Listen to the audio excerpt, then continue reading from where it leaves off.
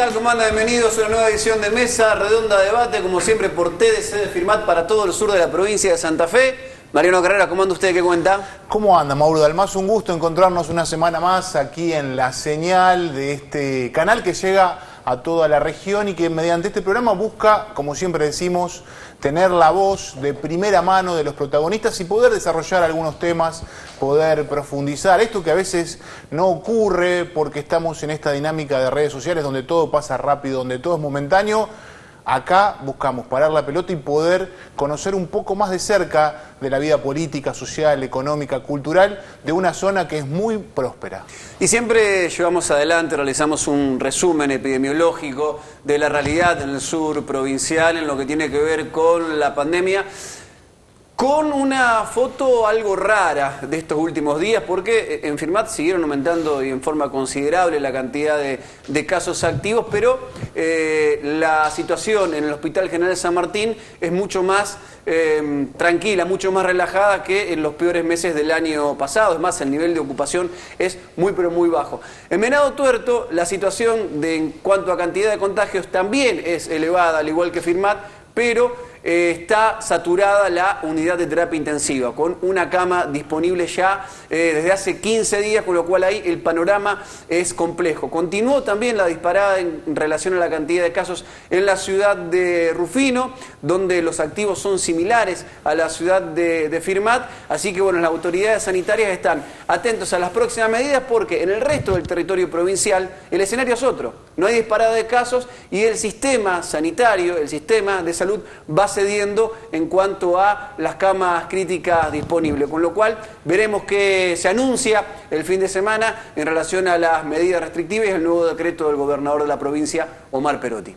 Así es, bueno, un escenario bastante disímil en el sur, como bien lo planteas, Mauro, lo que hace entender o suponer, por lo que uno viene observando, es que habría algunos permisos mayores de parte del gobernador, pero también hay que ver justamente cuál es la postal de cada región, porque a veces hay medidas que no se pueden hacer generalizadas cuando vos tenés escenarios como el que recién describías. Aquí en Firmat, como bien lo marcabas, la cantidad de casos sigue siendo importante, pero evidentemente a partir de la vacunación, al menos lo que se observa en esta ciudad y lo que es la microrregión, eso no termina teniendo impacto en la gravedad de los casos, que hace que no sea importante la demanda en los sistemas sanitarios. Esto es dinámico, acá hay que seguir conviviendo con esta situación. Afortunadamente es muy bueno el nivel de vacunación, afortunadamente vemos que hay mejorías, pero esta película todavía sigue.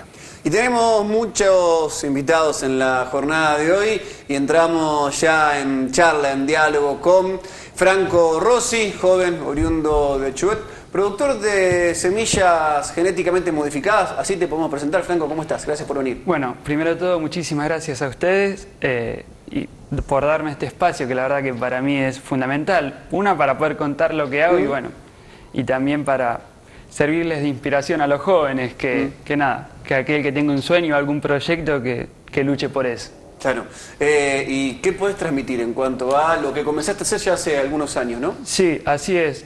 Yo comencé en el año 2016 a producir simplemente tomates. Lo hacía de manera orgánica y lo que hacía era cosechar los frutos, los empaquetaba en bolsas de 1 kilo y los salía a repartir.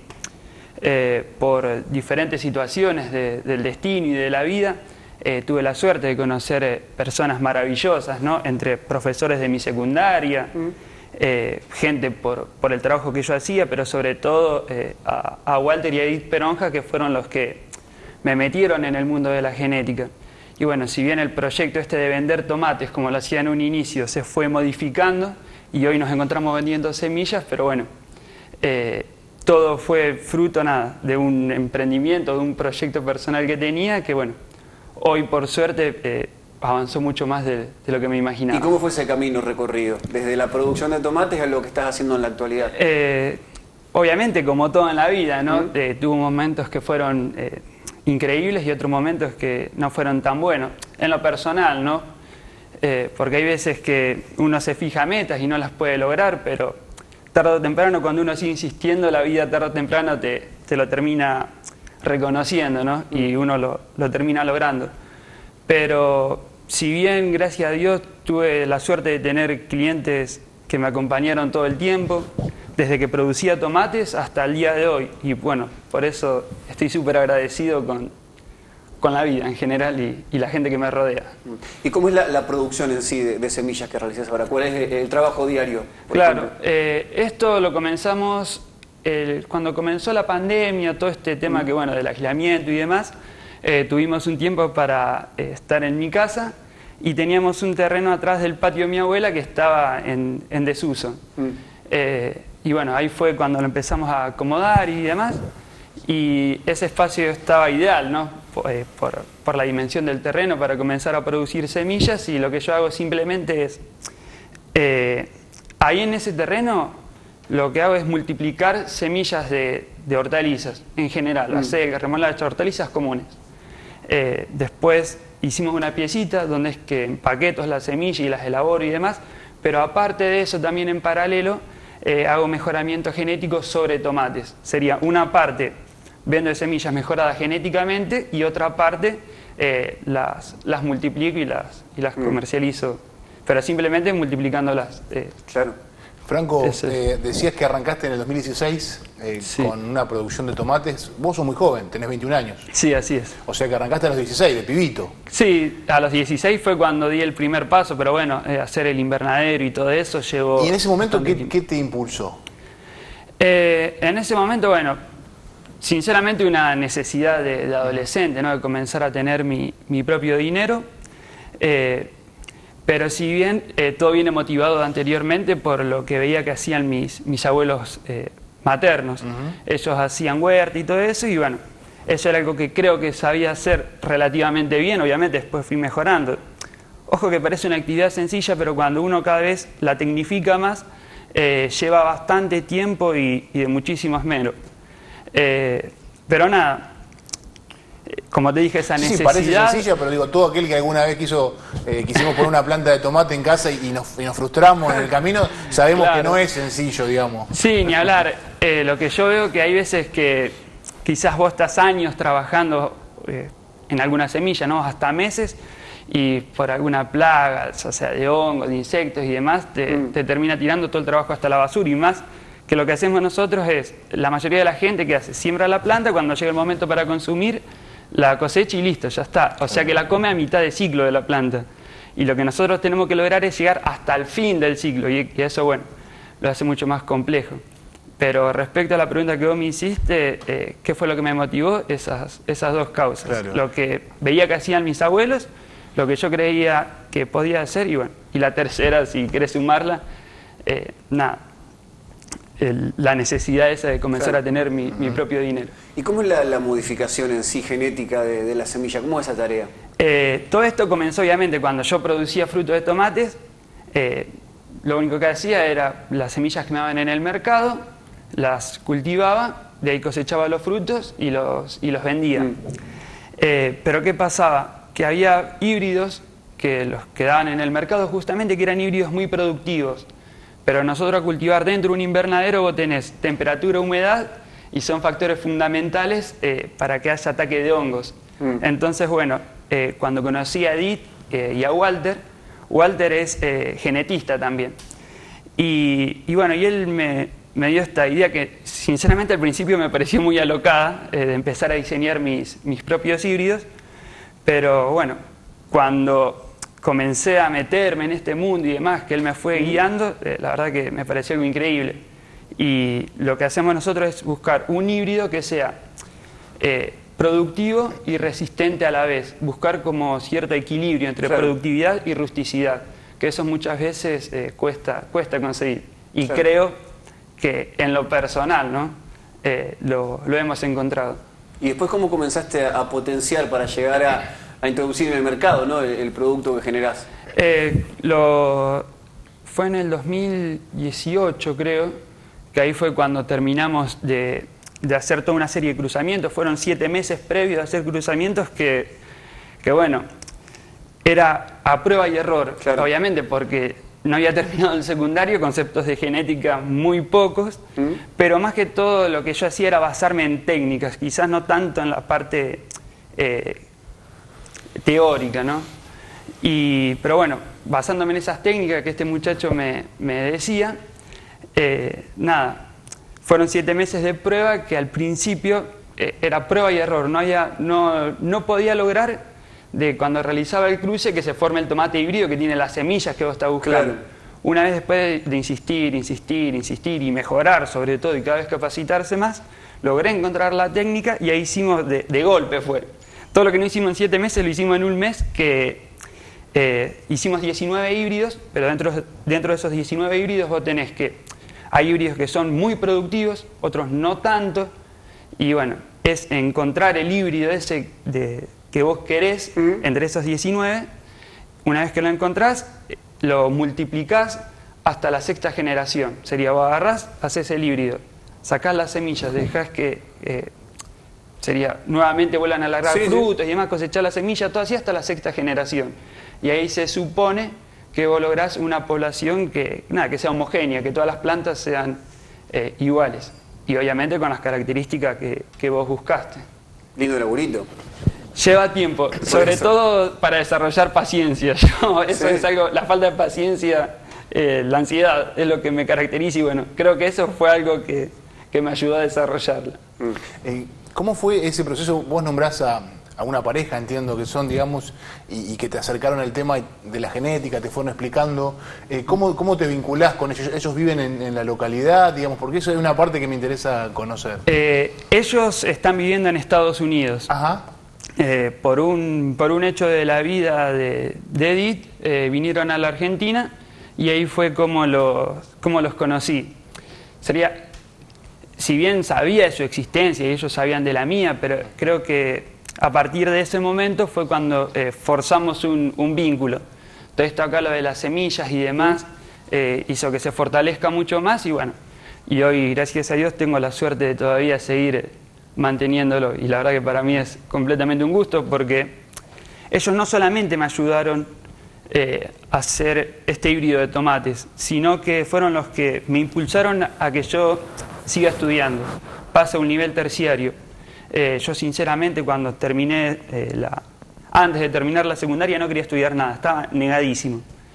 Y ellos, al ver las personas con tanto pasión, viste que las personas cuando son apasionadas en lo que uno hace, además te lo termina transmitiendo, te lo contagia. Y creo que eso fue lo que me contagiaron a mí y gracias a eso yo hoy estoy estudiando genética en Rosario. Y nada, eso creo que va a ser la herramienta más poderosa que me pudieron haber dado, que es un estudio. ¿Y qué objetivos te pones de cara al futuro con lo que estás desarrollando, que comenzó como algo casi para pasar el tiempo o para generar ciertos ingresos y ahora se te hizo algo interesante, grande? Sí, la idea, bueno, es obviamente seguir por el momento produciendo semillas de hortalizas y cada vez tratar de superarme más en cuanto a lo que son la cantidad de paquetes vendidos. Hoy llegamos a más de 1000 paquetes y bueno, si es posible vamos a tratar de ir de 1000 en 1000. Son como metas que me voy poniendo, ¿no? Para siempre estar motivado y seguir avanzando. Pero si vos me preguntás cuál es tu sueño, cuál es algo que vos proyectás a largo plazo, sin duda es trabajar sobre maíces. Me encantaría hacer híbridos de maíces. Y se necesita, dejando de lado el híbrido del maíz, para lo que estás haciendo y potenciarlo aún más, ¿se necesita mucha infraestructura? Y sí, ni hablar. Y aparte es un mercado mucho más complicado, donde no solamente pasás a competir contra empresas multinacionales, y es algo, digamos, de manera vulgar, es algo mucho más serio, ¿no? Claro. Y que, bueno, requiere también de una inversión grande. Pero bueno, mientras tanto no es algo que anhelo, es algo que aspiro y algo por lo que trabajo a futuro. Pero hoy estoy disfrutando de esto, que es producir semillas de hortalizas y nada, la verdad que me ha regalado momentos increíbles como este. Buenísimo. Franco, muchas gracias por visitarnos. Gracias. Si está viendo la repetición o con el link de la página de TSD Firmat, saludo enorme a Edith Peronja también, Así vecina es. del barrio, de tu barrio. Lo va a ver. Profe mía de inglés particular y de muchos chicos de Chobet, una fenómena realmente, gran motivadora, como dice Franco, gran motivadora. Así que bueno, saludo para ella si nos está viendo desde Estados Unidos. Lo mejor, Muchísimas de gracias. cara a lo que viene. Y como les dije hoy, súper agradecido por el espacio y bueno, espero que a la gente le haya gustado. Gracias, Franco. Franco Rossi nos visitó en Mesa Redonda de Debate. Damos una pausa comercial y en minutos seguimos con más invitados.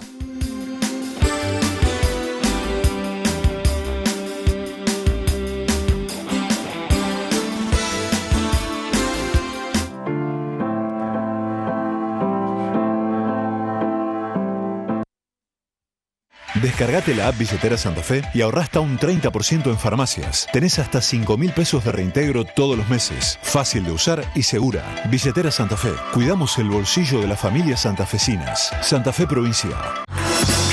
En Firmat, todo lo que sea computación se llama Yes Digital. Insumos, equipos, recargo de tóner y cartuchos, venta de PC, notebooks, tablets, venta de celulares y accesorios, TV, impresoras, cámaras de seguridad, servicio técnico especializado. www.yesdigital.com.ar. Llámanos 424-893. Remedios de Escalada, 1909. Firmat. ¿Dónde querés vivir? Es una pregunta difícil de responder. Puedes tomar el tiempo que quieras para pensarlo, pero al momento de decidirlo, debes encontrar un lugar y un profesional que te asesore y te brinde, con seriedad y responsabilidad, lo que necesitas para completar esa decisión. Zuliani Propiedades, de Oscar Zuliani, corredor inmobiliario matriculado, ventas, alquileres, administración y tasaciones, Entre Ríos 970, Firmat. Con Zuliani Propiedades, siempre ganas. Estamos participando en la campaña Prevención COVID. Es recorrer los barrios de la ciudad todos los días, de lunes a viernes. Hablándole a la gente, comentándole cuáles son los síntomas, así de la forma que se pueden prevenir. Brindando información. Además de eso, estamos yendo casa por casa, preguntarles si ya se habían registrado para la vacuna, avisarles a cada uno cuándo tiene su turno. ¿Qué días y qué horarios utilizan para hisopados gratuitos? Que la gente tiene que estar informada. Ya que muchos no tienen el acceso, no saben dónde, no saben a qué página entrar para anotarse. Darle a cada persona que ha obtenido el turno para la vacunación es muy satisfactorio al verle las caras y el recibimiento. Estamos agradecidos de parte de Firmat Joven y del área de deporte de la Municipalidad de Firmat por cómo se comportaron todos los vecinos frente a nuestra visita. Todos los días, los integrantes de la cooperativa de trabajo El Correo de Firmat Limitada generamos información veraz y confiable para contarte lo que sucede cerca de tu casa, lo que necesitas saber. Encontranos diariamente en www.elcorreodefirmat.com.ar y semanalmente en la edición impresa que podés adquirir en Firmat, Melincué, Chobet, Villada, Cañada de Lucle, Los Quirquinchos, Verabebú y El Hortondo. El Correo, un medio con valores cooperativos.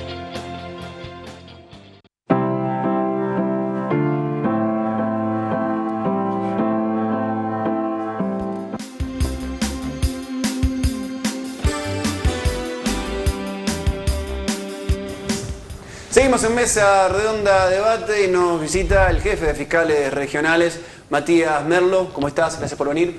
¿Qué tal? Muy buenas tardes. Bueno, y con muchísimas causas de relevancia en la región en este último tiempo. Una de ellas está relacionada con el foco en Venado Tuerto en cuanto a la cantidad de balaceras que se producen principalmente los fines de semana. Algo que se veía en Rosario y que parecía lejano, pero que se está dando mucho en la ciudad y está generando preocupación, ¿no? ¿Cómo viene la mano ahí? Sí, la verdad es un tema preocupante para Venado y la región en virtud de que hubo un incremento durante el año 2021 de diferentes hechos de que son abusos de armas, conocido como balaceras, de los cuales había habido en el año 2019 hechos similares, pero veíamos al principio de años cómo estos hechos se iban reiterando los fines de semana y con una violencia inusitada para lo que es la región, en virtud de que eran prácticamente de hechos similares, donde eran armas 9 milímetros y calibres 40, donde atacaban directamente a propiedades en horarios nocturnos, y de la información que fuimos cruzando, en la mayoría de los hechos se iban vinculando con cuestiones que tienen que ver con la narcocriminalidad. Y lo que podíamos observar es que determinados grupos violentos de venados, cuando se atacaba a una casa de determinado grupo, automáticamente al fin de semana siguiente o en la semana había ataques. Hemos, gracias a la tarea investigativa desarrollada por los fiscales, hemos podido desbaratar varios hechos y dar a luz varios hechos ilícitos, pero inmediatamente tuvimos a los días otros y así constantemente los fines de semana. Y con mensajes además, con papeles, con mensajes, digo, amenazantes, mafiosos. No hubo tantos hechos con papeles, sino con señales de intimidación, o sea, sabiendo cuál era el mensaje que querían transmitir. Vamos a suponer, si no me recuerdo, el fin de semana del 10 de julio, un hecho, o sea, de 25 balazos en una vivienda, de los cuales pudimos secuestrar el arma, detener a los con quien consideramos los posibles autores, también con vinculación de otra balacera en fecha 3 de julio, pero todo cruzado por un fenómeno común, que es el tema de la narcocriminalidad. En eso sí dejaron un mensaje, en el de Pavón y Vuelta Obligado. Sí, con determinados negocios ilícitos que tienen que ver con temas de estupefacientes, droga. Nosotros estamos trabajando en forma en conjunta con el Juzgado Federal y la Fiscalía Federal, cruzando datos, si bien nuestro primer actuar es de la Justicia Provincial, pero sabemos que estas circunstancias violentas las cruzan estos grupos que actúan en Venado. Todavía no tenemos la violencia suscitada en Rosario, pero que tenemos que tomar todas las medidas necesarias para frenar este proceso. Nosotros en la Fiscalía Regional y también con el Ministerio de Seguridad y la Agencia de Investigación Criminal dispusimos a tomar un mecanismo ya en el mes de abril, cuando veíamos que venían en alza, determinamos un grupo de trabajo compuesto por un fiscal, que es el doctor Raposo, su grupo de empleados y personas específicas de AIC, de la Agencia de Investigación Criminal, para poder ir sistematizando toda la información en virtud de que, vamos a suponer, siempre son los mismos calibres, siempre se da en determinados territorios. También este hecho nosotros de la Fiscalía General ya lo venían observando, que en ciertos barrios, como puede ser Iturbide, Ciudad Nueva, Gutiérrez, son barrios más violentos que otros.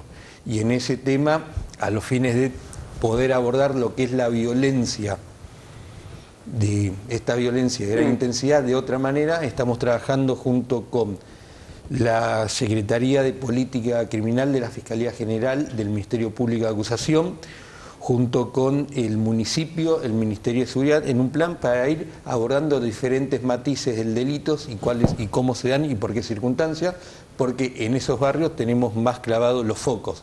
Y canalizando y cruzando información, los hechos violentos coinciden con hechos que pudimos cruzar de información brindada por el Juzgado Federal de allanamientos que se realizaron por narcotráfico. Entonces es un problema que está pegando fuerte, pero bueno, hay que trabajar y tratar de ir desvirtuando estos grupos violentos. También consideramos, o sea, que determinados grupos, determinadas organizaciones criminales no son organizaciones criminales que se limitan a un lugar determinado, Rosario, sino también que puede tener sus ramificaciones. Claro. Y esto es un trabajo que hay que ir llevando para que nosotros del sistema de justicia penal, trabajando en forma común con las fuerzas policiales, con el Ministerio de Seguridad y las municipalidades, a los fines de abordarlo y poder meterle un corte a la situación, o que no se desmadre para no llegar a hechos más violentos. Eso quería preguntarte, digo, ¿hay detrás de esta práctica que empieza a instalarse, que tiene que ver con una dinámica cultural, si se quiere, en lo que hace al delito, la incidencia o tienen indicios de que hay incidencia de gente de afuera, digamos, de que hay determinadas matrices que vienen marcadas de otro lugar y que empiezan a reiterarse o a darse en Venado Tuerto? Digo, por esto que vos describís en relación a Venado Tuerto, sabemos, como bien lo decís, que esto no son negocios aislados, sino que hay sectores fuertes que después ramifican y llegan a otros ámbitos. Digo, ¿sentís que en esta dinámica hay gente desde otros lugares que está digitando algunas cosas? No lo podemos afirmar, pero son circunstancias que se van repitiendo y vamos a suponer de cómo empezaron en otras localidades se vienen repitiendo. El nivel de violencia es mucho más extremo. Vamos a suponer, nosotros tuvimos un homicidio en la localidad de Villa Cañas, donde directamente fueron con armas calibre 32 y asesinaron a una persona y la otra quedó en grave estado, se recuperó, pero en el lugar se secuestró estupefaciente. No justifica el actuar, pero vemos cómo va por la misma matriz. Y lo que también estamos observando son diferentes circunstancias de que hay cierta circulación de armas de fuego y que circunstancias o hechos o problemas barriales que se podían antes resolver de otra forma violenta, ahora están utilizando armas de fuego. Y bueno, por eso tenemos que empezar también nosotros, de nuestra política de persecución penal, a veces los hechos menores también atacarlos porque nos puede llevar a un hecho mayor. Pero es un tema que acoge mucho a la región. Puntualmente lo tenemos situado en este momento en Venado Tuerto. Vamos a suponer en la localidad de Firmat no hubo hechos de balacera en este sentido, hubo uno en el año 2019, por nosotros ya lo tenemos identificado y elevada la causa a juicio, pero en Venado Tuerto se repite más y también es una cuestión que vamos trabajando, podemos identificar, pero inmediatamente tenemos otro. Entonces, si logramos desbaratar estos núcleos, podemos bajar este delito. ¿Cómo se cortan ciertos circuitos? La semana pasada el fiscal federal Javier Arzúa Calvo pidió la elevación a juicio oral de una causa en la que está involucrado Mauro Nahuel Novelino, como jefe de una asociación narcocriminal, y 18 personas más, pero no es que estaba libre, operaba primero desde la cárcel, desde la provincia de Santa Fe y después de Resistencia a Chaco. ¿Cómo se corta eso? Porque no estamos hablando de personas que están en libertad, sino detenidos, que organizan la venta estupefaciente y también algunas balaceras. Lo que nosotros consideramos que en esto se puede cortar o poder tener resultados a medida que nosotros podemos llevar investigaciones de formas de investigaciones complejas y de formas coordinadas con la justicia federal, porque hay muchos hechos que teníamos vinculaciones de personas que operaban temas de droga, pero también tenían repercusiones en diferentes hechos de competencia provincial, en robo calificado de motos, encubrimientos de cuando van y entregan elementos robados. Entonces nosotros manejando esa situación y cortando parte de ese negocio podemos ir reduciendo. Pero es muy complejo, porque es un fenómeno que se da y que... Pero hay que aplicar tecnología internamente en los penales para que no puedan tener conectividad con teléfonos, con computadoras. Esa es una forma, pero también hay que aplicar diferentes circunstancias y me parece que amerita un tema que ver es cómo puede haber una reforma penitenciaria, donde se establezca determinadas circunstancias de personas con alto perfil, de las cuales tenga mayor resguardo a los fines en lugar de alojamiento para evitar el contacto con el contacto delictual con el exterior, que es donde ahí van organizando. Pero me parece que esto se lleva, con más tecnología en la cárcel, con más capacitación del personal y teniendo un mayor control y cortando todo lo que es el circuito financiero. ¿Por qué? Y hay una realidad, tienen un poder económico determinadas organizaciones, que son proclives a poder corrompir. Entonces esto es un conjunto donde no puede venir la Fiscalía, metemos detenemos una persona y podemos cortar, sino hay que tiene diferentes matices y un trabajo en conjunto. Pero si nosotros podemos bajar el tema de violencia y también bajar un poco el tema de lo que es el consumo y atacar la parte de financiamiento de las organizaciones criminales, o sea, como que le vamos achicando el contexto, su ámbito de actuación. Claro. Vos decías algo que no quiero dejar pasar por alto porque lo pensaba antes y después lo mencionaste, que tiene que ver con el tema de la circulación de armas de fuego. Bueno, se ve bien reflejado en lo que está pasando en Venado Tuerto, pero es algo que uno viene captando en diferentes ámbitos, digamos. ¿Es muy sencillo hoy acceder a un arma?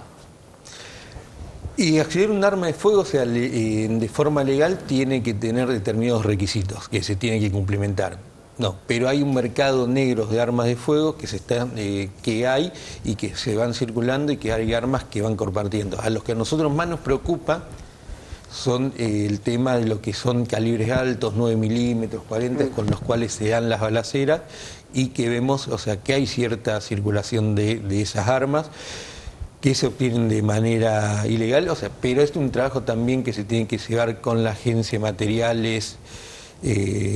materiales controlados, que lo que antes era el RENAR, ahora es la SMAC, y diferentes cuestiones, cómo tener un manejo de mayor control y también de diferentes armas que se pueden dar de la fuerza de seguridad, una mejor cuestión en la logística y el control de las armas que se viene haciendo el Ministerio de Seguridad. Pero lleva tiempo, pero me parece que eso es lo que hay que apuntar, y repito, y nosotros ir teniendo investigaciones complejas a los fines de ir a los lugares donde podamos ver de estas organizaciones, porque a veces el mismo arma de fuego lo utilizan para diferentes hechos, diferentes atentados, diferentes abusos de armas, los que podemos ver. O sea, digamos, diferentes personas usando una misma arma, digamos. Una organización que dice, bueno, yo uso para esto y después te la paso a vos para esto. Y lo que van haciendo, van circulando el arma y cambiando de lugares, lo que imposibilita a veces el secuestro. Claro, porque digo, cuando se piensa en este tema y en las dificultades que se están generando y se habla del narcodelito, muchas veces se omite esta cuestión de las armas, que también, digo, tiene un correlato, porque también seguramente las armas que vos tenés te dan un poder de territorio.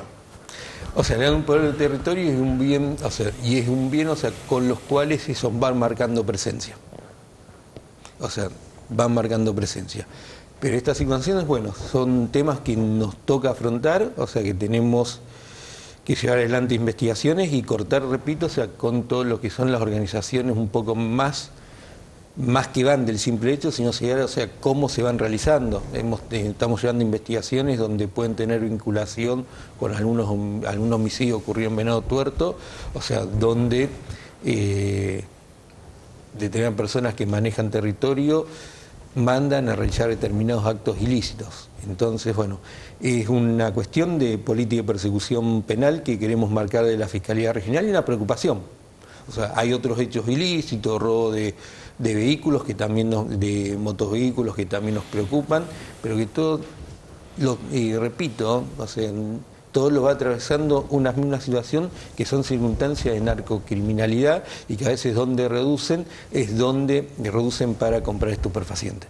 Matías, hay tres causas, digamos, también en la región que son de relevancia para definirlas a manera de título de alguna manera. El caso Julieta del Pino, que están todas ahí de definirse, ¿no? El caso Julieta del Pino en Merabeú, el intento de femicidio que se dio en Rufino con la fuga de una persona, Facundo Croco, que está ya hace meses intentando dar desde la Fiscalía con el paradero, ofreció una recompensa a través de Nación, ahora la provincia, en esta semana, de $1 millón. Y después la causa del preparador físico de Venado Tuerto, que la causa también está encaminada, digamos, por abuso sexual ultrajante y agravado, porque son menores de edad, digo. Muchos temas complejos juntos. Sí, en primer el tema de Julieta del Pino, prácticamente faltan tomar una serie de medidas que tienen que ver con temas genéticos y una vez que se tomen esas medidas para tener completa la investigación se va a elevar la causa a un juicio oral público.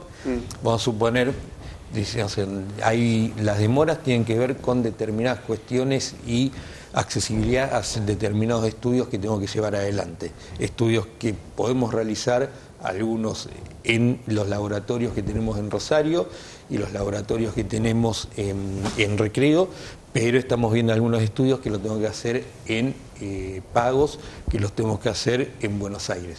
Una vez que terminemos estos estudios,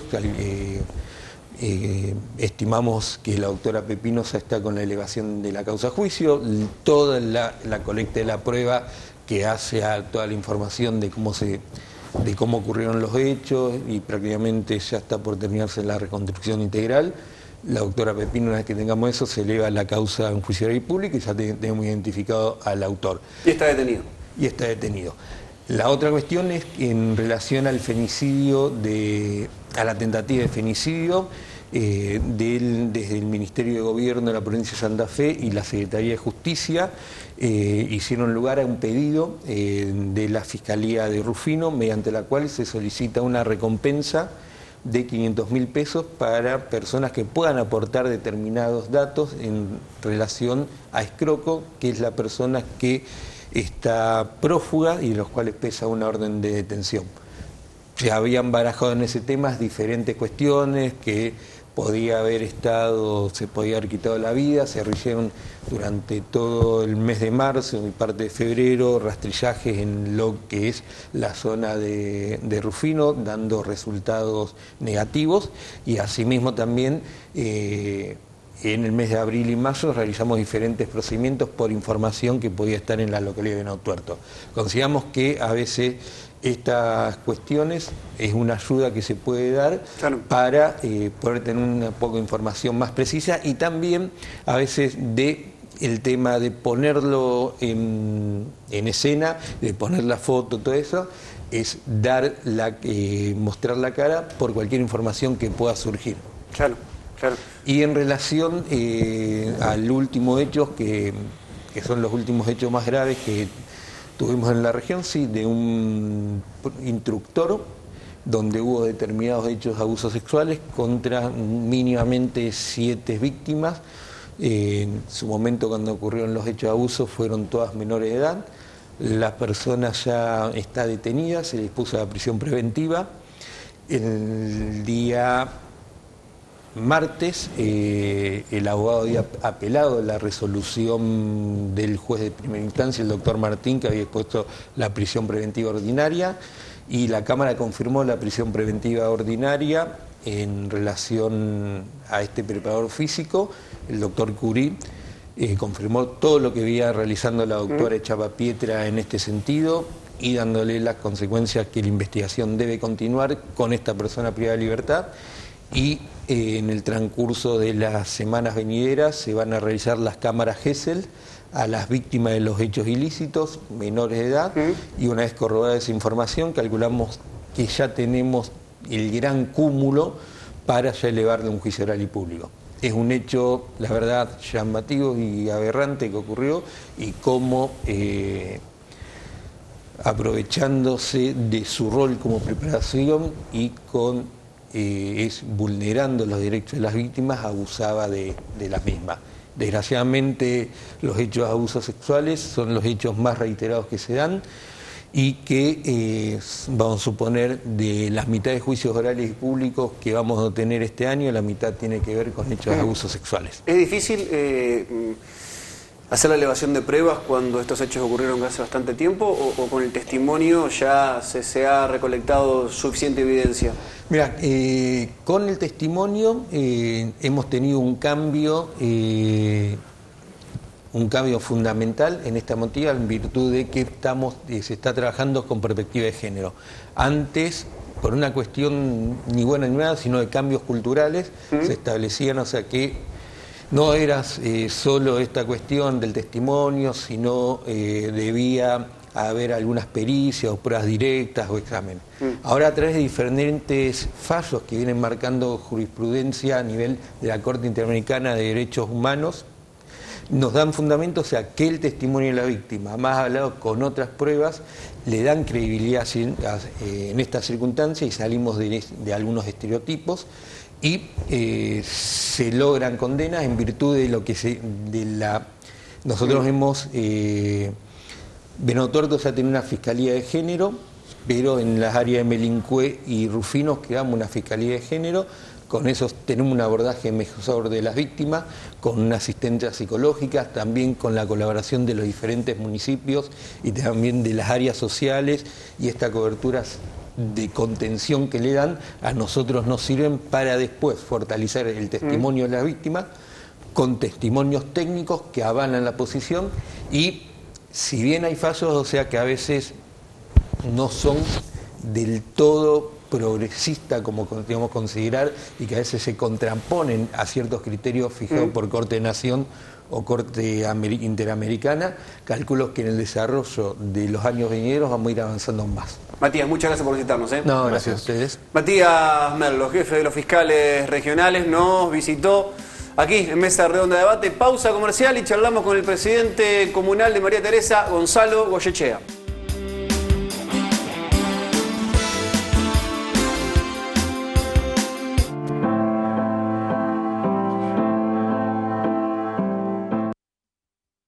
Descargate la app Billetera Santa Fe y ahorrá hasta un 30% en farmacias. Tenés hasta 5.000 pesos de reintegro todos los meses. Fácil de usar y segura. Billetera Santa Fe. Cuidamos el bolsillo de las familias santafesinas. Santa Fe Provincia. En Firmat, todo lo que sea computación se llama Yes Digital. Insumos, equipos, recargo de tóner y cartuchos, venta de PC, notebooks, tablets, venta de celulares y accesorios, TV, impresoras, cámaras de seguridad, servicio técnico especializado. www.yesdigital.com.ar. Llámanos 424-893. Remedios de Escalada, 1909. Firmat. ¿Dónde querés vivir? Es una pregunta difícil de responder.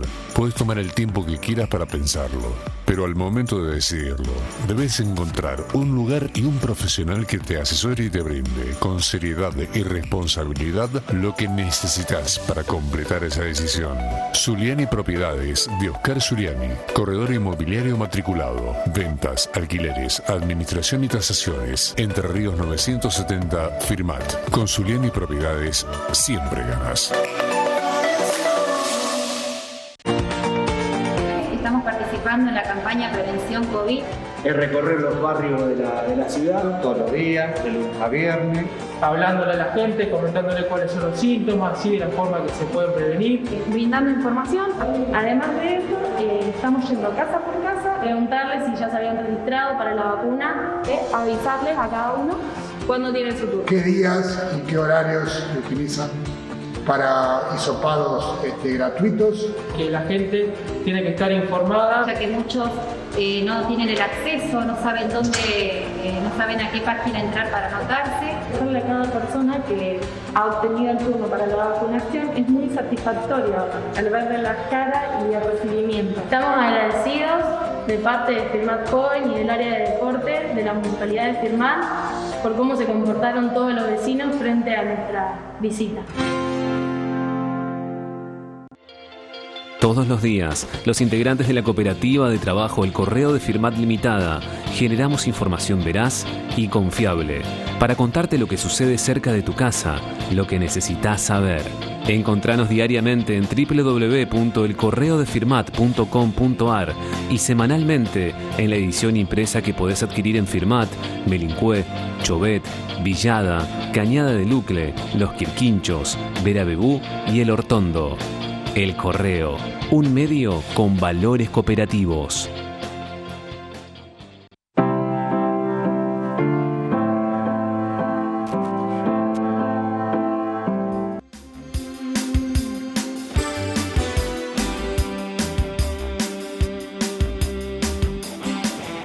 Último bloque de Mesa Redonda de Debate, lo decíamos recién, la presencia de Gonzalo Goyechea, presidente comunal de María Teresa. Gonzalo, ¿cómo andamos? Hola, ¿qué tal? Buenas tardes, ¿cómo andan ustedes? Bueno, muy bien. Y en el marco de lo que es la pandemia, bueno, hubo un anuncio entrado el fin de semana, de algo que se viene hablando ya a nivel nacional y en distintas provincias, de lo que a manera de título se define como pasaporte sanitario. Diga, demostrar que estás vacunado, que tenés el carnet de la vacuna, para ingresar o para llevar adelante ciertas actividades en lugares públicos y privados. ¿Cómo viene la mano con ese tema y qué nos podés contar? Bueno, en María Teresa organizamos y firmamos un decreto el día viernes, que para ciertas actividades, como son deportes de contacto, gimnasios y actividades en talleres culturales. Las personas mayores de 18 años tienen que acreditar que se han colocado al menos una dosis de vacuna, y si todavía no les llegó el turno, no le correspondió, que ya han solicitado el turno. Consideramos por varias cuestiones, porque vemos que la vacunación es el único modo con el que vamos a poder terminar con la pandemia. Estamos preocupados con la variante Delta, que es cuestión de tiempo que llegue a nuestra región y a nuestro pueblo, y también estamos preocupados por no perder pequeños avances que vamos logrando en cuanto a ir levantando medidas restrictivas. Hasta hace muy poco tiempo no podíamos practicar deportes, no podíamos ir al gimnasio, no podíamos participar en talleres culturales. Y para que el deporte siga siendo sinónimo de salud, planteamos, bueno, que acrediten, que demuestre que están vacunados o que solicitaron el turno. ¿Y el que no se vacunó? El que no se vacunó no puede participar, o no, si no se quiere vacunar, puede presentar un análisis negativo de las últimas 24 horas. Obviamente le va a ser muy poco práctico y muy poco económico. Esto también lo queremos hacer por 2 o 3 motivos. Primero, porque creemos que si una persona, por diferentes motivos, que pueden ser políticos, culturales, por filosofía de vida, por diferentes motivos, no se quiere vacunar, no podemos permitir que ponga en riesgo la salud de otras personas que comparten un lugar en común. Esto no queremos intentamos que a su vez sea un incentivo, claro, para que genere conciencia, que ponga en valor la importancia de la vacunación, sobre todo después de todas las etapas por las que pasó y por las que pasamos en la sociedad argentina, de que se bastardeó, primero porque no salía la vacuna, después cuando salió la vacuna se bastardeaba que era un veneno que no estaba comprobado, después por escasez de vacuna, después que por un montón de motivos, esta vacuna generó dudas en muchas personas. Entonces, nosotros dijimos, ¿qué herramientas tenemos desde la comuna, qué herramientas tenemos nosotros para fomentar e incentivar la vacunación? Y siempre planteamos, nosotros somos parte de la salud pública, porque uno está equivocado cuando piensa que una comuna o un municipio no es parte de la salud pública. Lo planteamos siempre, que la salud pública no son los hospitales solamente, no es la medicina gratuita, son un montón de acciones que llevamos en una comunidad organizada. Y entre ellos están las leyes, las ordenanzas, los decretos. Esa es la herramienta que disponemos nosotros, entonces hacemos uso para fomentar la vacunación. Quien no se quiera vacunar, que no lo realice, pero que se aísle esa persona. Medio en sintonía con lo que dijo el presidente Macron de Francia, que planteaba algo así, que no se quiere vacunar, que sean ellos los que se aíslen. Nosotros queremos volver a una normalidad lo más pronto posible y no retroceder. ¿Y cuál fue el rebote, el impacto de la puesta en marcha de este decreto a nivel local? ¿Se modificó el turnero o...? A nivel local hubo una muy buena aceptación, en el sentido, nosotros ya una semana antes fuimos hablando, no fue una cosa repentina, fuimos charlando con los dirigentes de los clubes, con los propietarios de los gimnasios, avisándoles de que esto iba a ocurrir, organizándonos en los talleres culturales, que en su gran mayoría se realizan en el centro cultural comunal. Entonces, hablando con entrenadores de deportes, hablando con quienes llevan adelante los talleres culturales.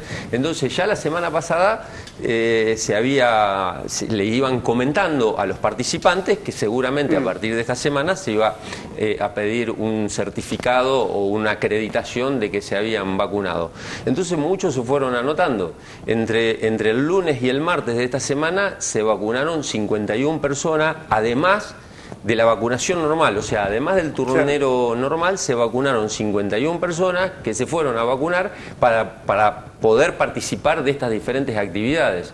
Eso no tengo los datos del miércoles ni de hoy, pero seguramente ha habido varios turnos. En una localidad de 4.500 habitantes, que logremos que en 2 días se vacunen 51 personas que participan en actividades y comparten un espacio con un montón de personas, me parece que es válido. Encima, me comuniqué con las trabajadoras de la salud del hospital y que les consultaban que por qué no se habían, ellos explicaban que se iban a vacunar porque practicaban un deporte, por ejemplo. Entonces le preguntaban cuál era el motivo que no se habían vacunado. No había una coincidencia, eran diferentes motivos. Por ahí algunos jóvenes que subestimaban, que decían que otros que pensaban que la vacuna todavía no había llegado para su edad. Entonces, bueno, creo que esto sirve para eso, para dar a conocer que es necesario la vacunación y para desarticular desde el lugar en el que estamos una especie de discurso antivacuna, el discurso individualista de que mi organismo, yo decido, si yo me pongo la vacuna, no es así. Hay un montón de vacunas obligatorias. Un montón de enfermedades fueron erradicadas gracias a vacunaciones obligatorias. Nosotros tenemos un cronograma de vacuna en la que hay 12 vacunas obligatorias. Entonces, no es mi organismo, porque estamos hablando de enfermedades infectocontagiosas. Entonces, mi organismo, si yo no me quiero vacunar, es el vehículo, el vector, como para transmitir la enfermedad. Entonces no es una cosa individual, es una cosa totalmente colectiva. Gonzalo, algunas dudas, digo, porque seguramente nos están mirando desde la región y alguien dice, bueno, ¿por qué en mi localidad esto no se hace o se puede hacer en mi localidad? Se preguntan, digo, ¿el marco legal como comuna te habilita a poder tomar esa medida? Digamos, ¿hay un amparo para poder sostener la definición esta? Mirá, nosotros vimos el decreto provincial hay un decreto provincial en el que hay medidas restrictivas, nosotros adherimos plenamente a ese decreto. Ese decreto indica que las comunas y los municipios no tienen potestad para flexibilizar.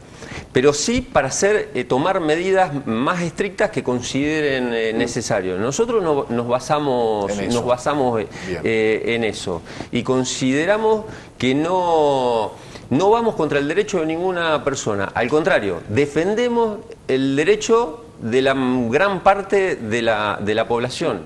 Si a alguno le parece simpático o antipático, no nos interesa. Creemos que nosotros tenemos que usar todas las herramientas para eso y a partir de un montón de aprendizaje que nos fue dejando la pandemia. María Teresa en el año 2020 fue una localidad que casi no tuvo casos de COVID si uno lo compara con otras localidades de la misma dimensión. En todo el 2020, cuando vino el pico por agosto del 2020, en María Teresa solamente tuvimos 45 casos de COVID. Fuimos realmente toda la comunidad, trabajamos muy bien en las restricciones, en concientización. Después vino en el verano como una especie, como un relajamiento general.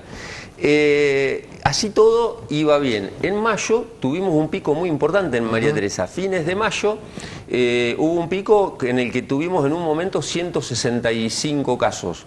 Entonces, eso por el relajamiento que hubo. Pero el planteo que hacemos nosotros, el relajamiento de la sociedad, el relajamiento individual, los grandes responsables fuimos nosotros. Nosotros estamos en la comuna, tenemos el cargo que tenemos para cuidar la salud de la población, entonces algo mal debemos haber hecho, no podemos aplicar no, la gente está relajada, la gente está cansada, nosotros tenemos que usar todas las herramientas disponibles para que eso no ocurra. Entonces, si en María Teresa hubo un pico, los responsables hemos sido nosotros, tenemos que aprender de eso para que eso no ocurra, sabiendo que viene la variante Delta, tenemos que actuar en función de estas posibilidades que existen y que realmente son muy preocupantes. ¿Sobre quién recae el poder de policía para controlar que se lleve adelante correctamente esta medida? Nosotros lo que hacemos fue algo muy sencillo. Quizá porque es una localidad pequeña, hay 2 clubes, hay 4 gimnasios, una cancha de fútbol 5, una cancha de paleta que no es de deporte de contacto, pero lo consideramos porque no hay una red en el medio. Bueno, lo que hicimos se informó y el mecanismo es que quienes tienen que controlar son los entrenadores, los directivos del club o los propietarios. Ellos son los que tienen que pedir o el certificado o una imagen o una foto del certificado, o ahora hay una aplicación nacional en el que uno puede bajar el certificado digital. Ellos hacen una lista, supongo una cancha de fútbol 5, hacen una lista por turno, eso lo pasan vía WhatsApp a la Guardia Urbana y nosotros al otro día controlamos que eso realmente así ocurra. Pero vimos un gran apoyo en el sentido, por ejemplo, en el caso de los directivos de los clubes, no es que empezaron a poner peros, se sumaron inmediatamente.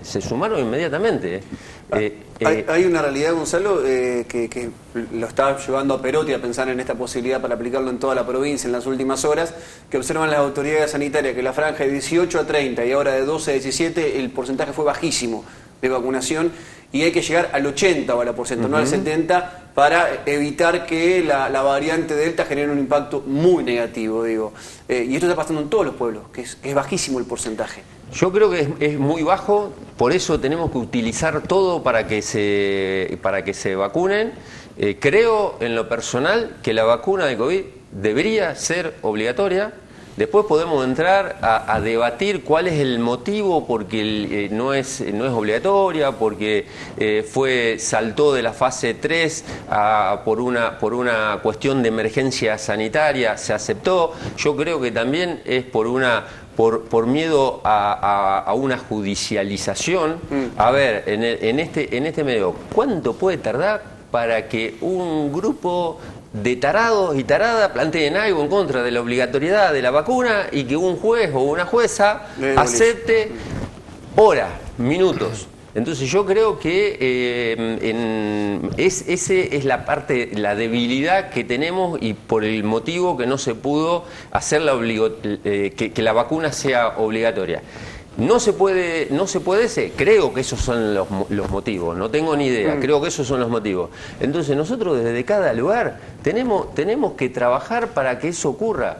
Y esa franja, nosotros pensamos que en un momento de 18 a 30 años, que no se habían anotado, que no se anotaban en gran cantidad para vacunarse, porque nos sorprendió, fue justo en esa etapa que había escasez de vacuna o venían a cuentagotas, de golpe empezó a llegar una buena cantidad de vacunas y creo que esa franja no se esperaba que se tenía que vacunar, se lo adjudicábamos a eso, pero vimos que ya hay varias semanas están pasando de que hay una buena cantidad de vacuna, que el stock, el suministro de vacuna no es el problema.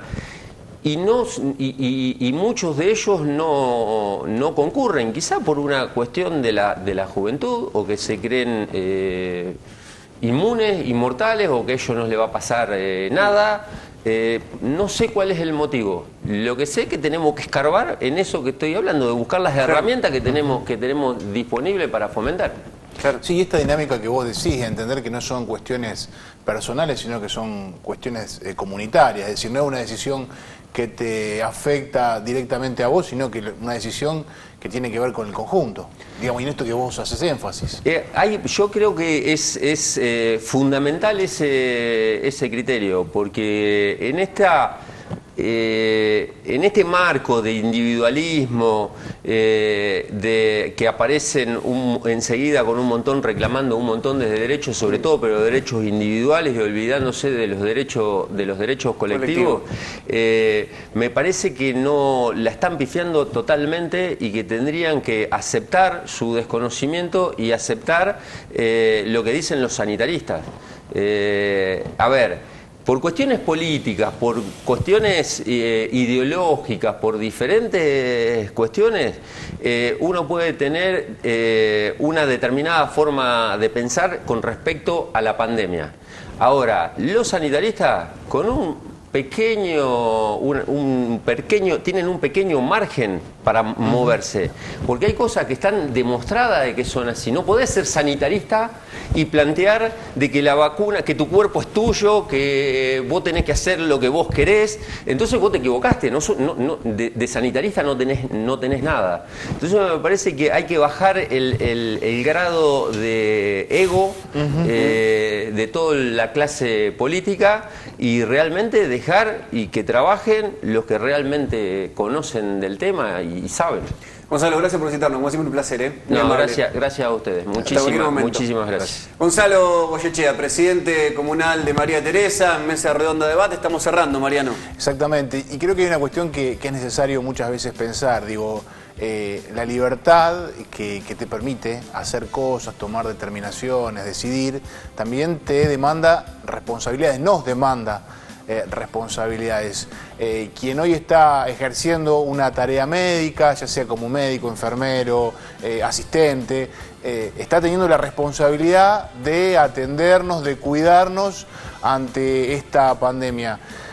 Pues bien, es también nuestra responsabilidad como ciudadanos ayudarles y facilitarles el trabajo, porque si no, digamos, estamos demandando la responsabilidad de ellos para que nos atiendan, pero nuestra responsabilidad, que en este caso es vacunarnos, es cumplir con algunas conductas, no las llevamos a cabo, bueno, la cosa queda trunca, digo, la libertad es poder hacer, pero también es hacerse cargo. Entonces, bueno, está ese desafío por delante, hacernos cargo de la parte que nos toca. Gracias por estar, como siempre, del otro lado. Nos reencontramos en una semana. Esto fue Mesa Redonda Debate por TSD Firmat.